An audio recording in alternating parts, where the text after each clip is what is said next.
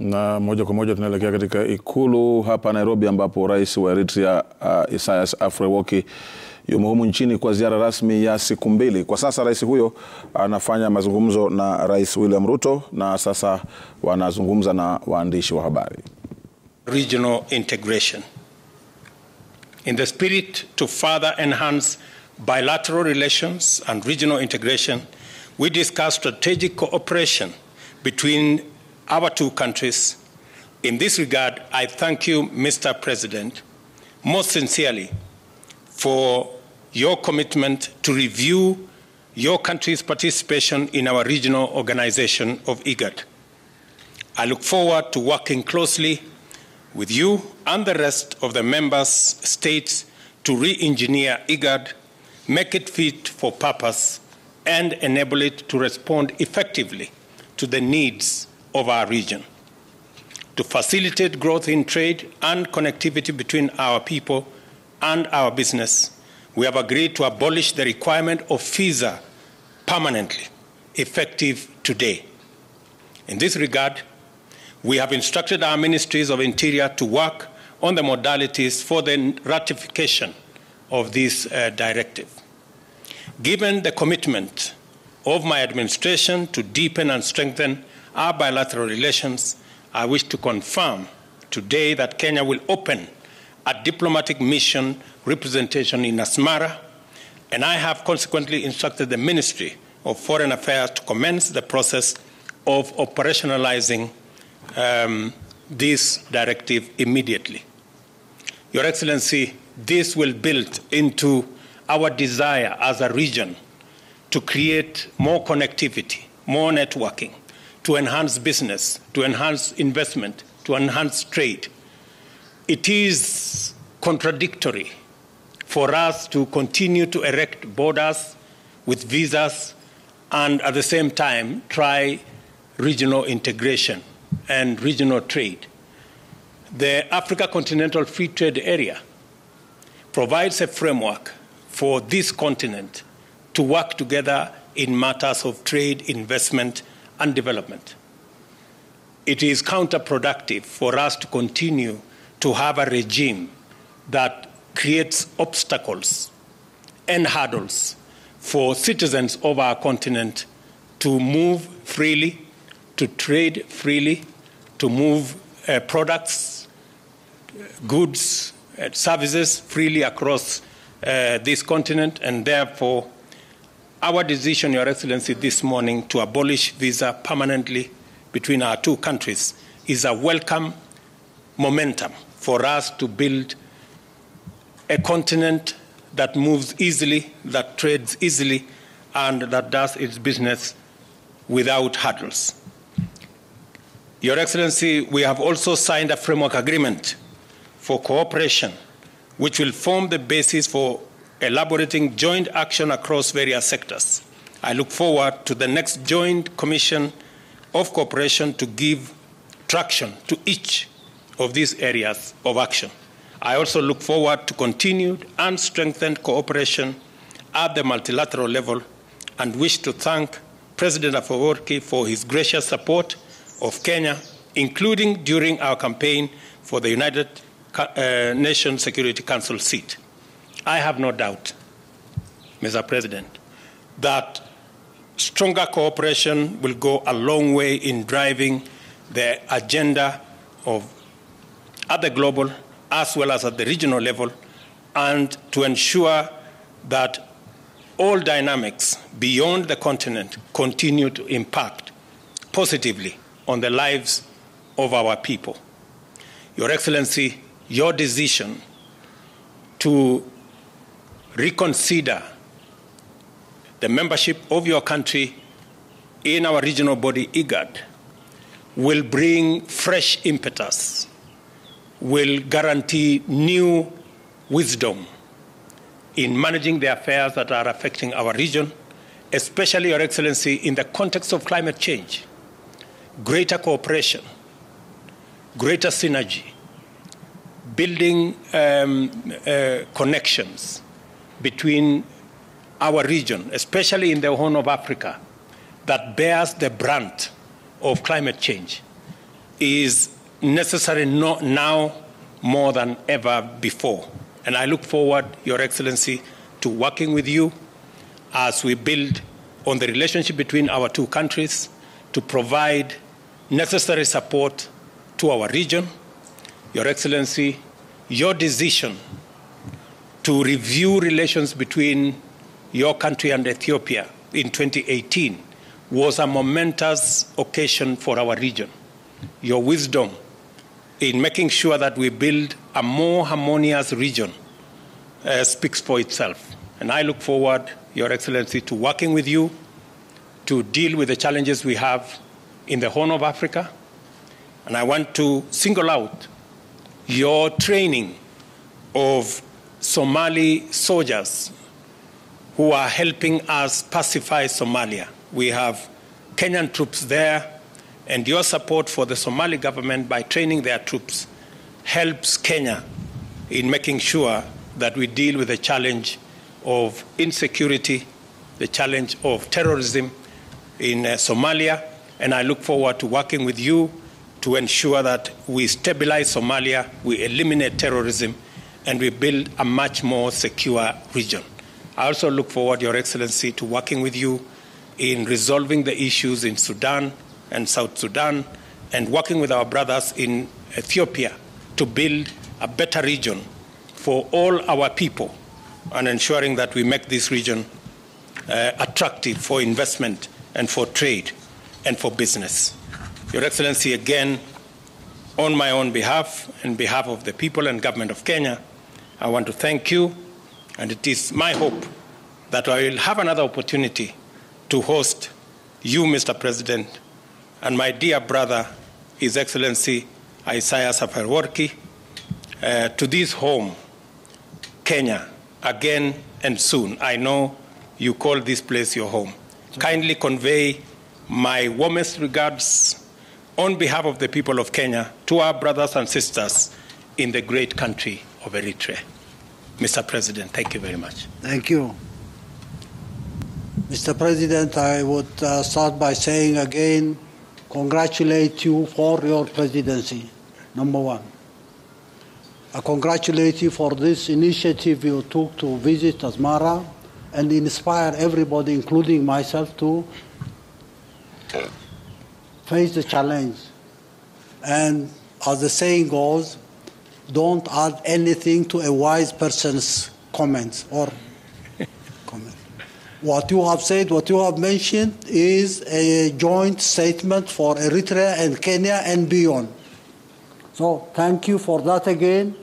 You are inspiring millions across the region in Kenya, Eritrea, Somalia, Ethiopia, Sudan, South Sudan, Djibouti, everywhere else, and across the continent. So for that again, I would like to sincerely thank you for this achievement. This is a milestone. This is a serious time where we, as I indicated to you while we were joking, we need to work 48 hours a day if there are 48 hours per day. We'll have to recoup our lost opportunity and work better in a very refined manner so that we can move faster and achieve what we have lost the last 2 decades and maybe more. Once again, I think this joint statement you have made is enough to explain what we are about. One very significant thing this morning, you talked about IGAD, your suggestion that we need to reconsider our membership to IGAD. I readily said, no question about that. We're rejoining or coming back again in IGAD with the idea of revitalizing this regional integration organization so that any meaningful bilateral cooperation between Kenya and Eritrea will have to be seen within the context of the integrated region. We cannot achieve bilateral goals without the broader integrated region that we have dreamt to create decades ago. This is no new invention, it's not reinvention, we are not reinventing anything. This is an obligation. In the name of the peoples of the whole region, we have to assume responsibility and revitalizing IGAD so that we can have a functional real organization for the region is critical. Without that mechanism, ideals, goodwill will not be productive. We'll have to create an institution that is functional and result-oriented so that we can say we have changed the face of the region. I don't know where I can stop, but I will have to stop here and say your statement is a joint statement for everybody else. I would like to thank your team, our team, and the invited guests who come to listen to this. We would like to prove to you, to everybody else in the region, that this time is completely different. We're working together, we'll achieve our goals, we'll create the necessary mechanisms for implementing goals, we'll have to mobilize resources so that we can be enabled to do what we need to do as an obligation for the peoples of the whole region. Once again, Mr. President, keep it up. Continue in Kenya and outside Kenya. Kenya is my second home, my first home, your second home is Eritrea, and everywhere else in the country. All the best of wishes for the people of the region, and good luck to Kenya and the people here in this country. Thank you once again. Thank you very much. Your Excellencies, we have members of the local and international media. We're going to take about 3 questions. 3 questions, and kindly, when you ask your question, direct it to either of the Excellencies or both if you want, and say the media house you represent. Thank you.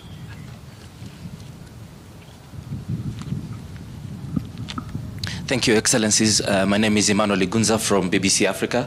My question is to both of you, Excellencies, regarding particularly Ethiopia. Both of the countries are heavily invested in the peace and security in Ethiopia and also in the region. And part of the agreement that the country had made was for the withdrawal of Eritrean troops in Ethiopia, in Tigray region. Have you discussed this, and how do you think about this in terms of taking forward the peace process?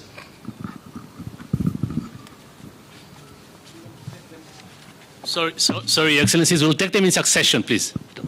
I've gotten the... Repeat what I said.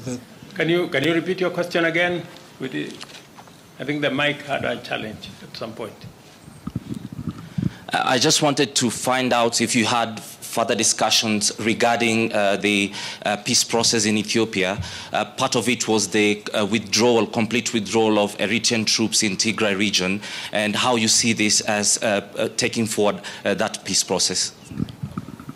I wish there was a representative from the Ethiopian government here to address this issue, because I have no intention of interfering in this matter, in spite of the disinformation campaign going on, trying to disrupt the process of peace in Ethiopia and trying to create a conflict between Eritrea and Ethiopia, which has been the norm for those who come to promote their agendas in the region. We say enough is enough. Ethiopia will have to enjoy peace. The people in Ethiopia will have to enjoy peace. What happened in Pretoria and Nairobi is a continuation of the aspiration and wish of the peoples in Ethiopia and everywhere in the region. And Eritrea has no agenda, no plan of getting involved in this matter without the permission of the sovereign Ethiopian government.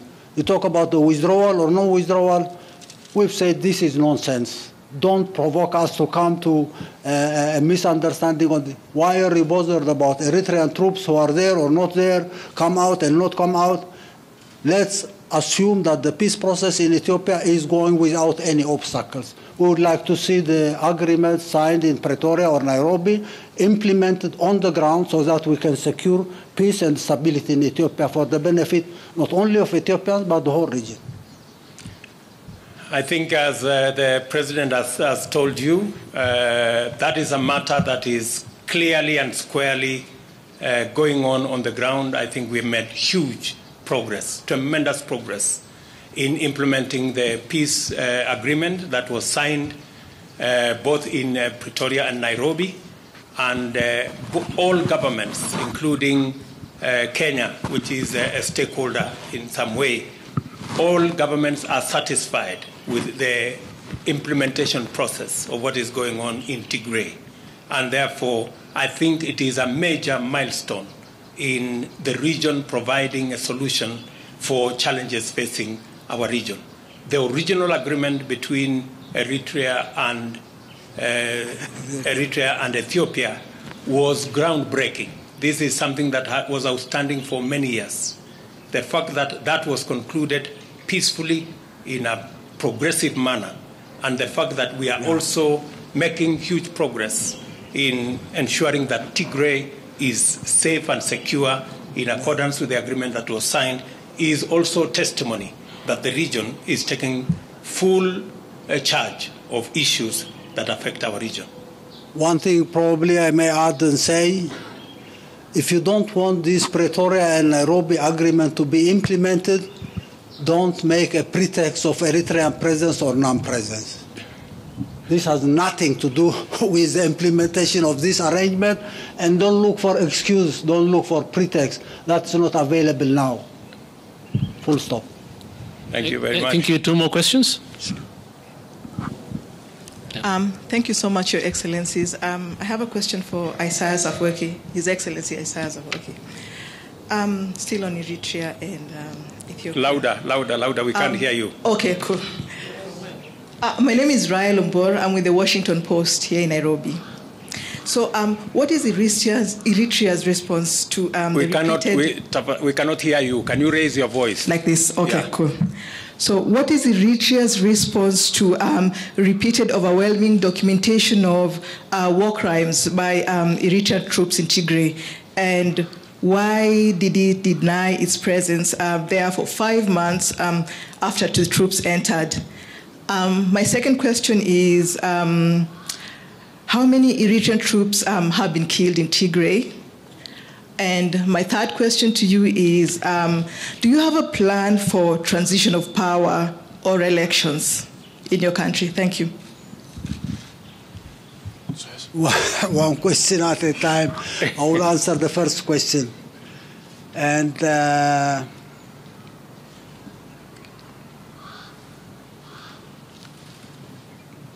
don't take Eritrea as a pretext for problems in Ethiopia or elsewhere in the whole region. First and foremost, I would like to repeat this again and again and say, why is it an excuse for anyone, Washington Post or anybody else, as far as Ethiopia is concerned? This agreement is signed. It will take time to be implemented on the ground, and it's up to the government of Ethiopia to decide on the mechanisms and processes of implementing this arrangement. Don't try to drag us into a situation. But again, this question will have to go to a factory.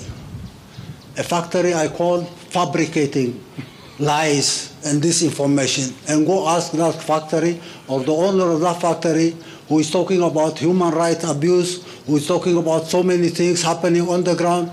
It's a fantasy of those who want to derail any peace process achieving its goal. If you are interested, I say you're wasting your time. Everybody talking about human rights, violations here and there, rape, looting. This is a fantasy in the minds of those who are owning this factory I call a factory of fabricating misinformation. Okay. I've got it. Hi, thank you. Kara Anna with the Associated Press. I would like to follow up on a couple of my colleagues' questions. How many Eritreans were killed in the conflict in Tigray? And also, what kind of succession plan do you have? Are you indeed president for life? And if so, what happens afterwards? Thank you. Same question. It's intoxicating you. These lies and fabrications are keeping your mind set in the wrong direction. I say correct that so that you can ask the right question at the right time. Thank you, Your Excellencies. We'd now like to invite you for a tree planting exercise. For the rest of the delegation, you'll be guided by the protocol for the luncheon, and the journalists will be guided where you'll take the pictures. Thank you. Thank you very much.